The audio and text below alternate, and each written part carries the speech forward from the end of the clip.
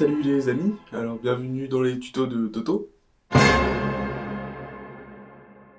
Aujourd'hui, je vais vous parler de la peur. S'il y a quelqu'un qui n'a jamais connu la peur, j'aimerais bien qu'il se manifeste dans les commentaires, parce que j'aimerais bien savoir à quoi il ressemble. Donc pour commencer, la peur, je peux dire que je peux voir la peur comme étant le passé. Pourquoi le passé?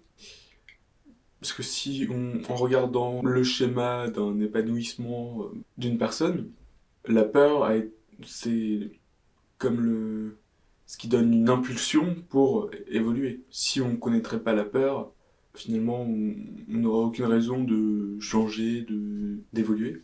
Donc c'est pour ça qu'on peut voir la peur comme faisant partie du passé, et le futur, ce serait la paix, la joie, etc. Donc, dans ce sens-là, la peur est un allié. C'est un allié parce que c'est comme un radar qui nous indique nos zones d'ombre, nos zones de non-conscience. Chaque fois que vous ressentez de la peur, imaginez un radar, un sonar qui fait bip bip, qui vous indique la direction de où se trouve une zone d'ombre, et vous pouvez ainsi mettre de la lumière dans la zone d'ombre, de la conscience dans la zone de non-conscience. Car oui, finalement, la peur aussi, c'est de l'ignorance. Des exemples classiques comme la xénophobie, l'homophobie, il y a la phobie dedans. Donc c'est par ignorance de l'autre, l'ignorance de ce qu'il est, que on a peur de ce qu'il est. Mais ça marche pour tous, et comme je disais, une zone de non-conscience, c'est de l'ignorance. Par exemple, j'ai peur de faire du vélo. Finalement, on ignore qu'on est capable de faire du vélo. Ou alors j'ai peur de parler en public, au micro. Non, mais c'est parce que j'ignore ma capacité à le faire. Donc on peut passer à la partie conseil. Bah,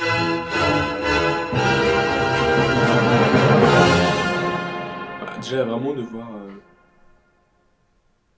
voir la peur comme un allié, comme le radar qui vous indique vos zones d'ombre. Et puis vous pouvez ressentir de la peur, et pour autant avoir du recul en fait sur cette peur. Donc ça aide pour vraiment observer le côté radar de la peur, qu'on prend du recul sur sa peur, sur ses peurs. Donc ça veut dire écouter ce que la peur a à nous dire. Je reprends un peu l'analogie que j'ai faite dans la vidéo sur les croyances. On peut voir la peur comme étant le ciment de nos murs qui cloisonnent notre perception. Prendre conscience qu'au final, partout où il y a de la peur, finalement, vous pouvez apporter de la conscience. Et la conscience, c'est quoi? C'est savoir que vous êtes un être non empreint de peur à la base, pas en surface, en profondeur. Et donc il ne faut pas hésiter à investiguer cette zone d'ombre de la peur en vous,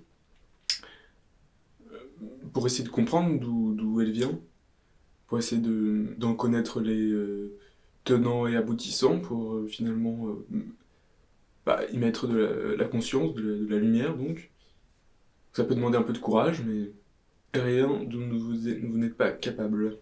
Après, ça sert à rien non plus d'être un détective de votre propre peur et chercher à la loupe chacune de vos peurs, puisque de toute façon, la vie va naturellement vous les faire observer, vous les faire vivre dans votre vie.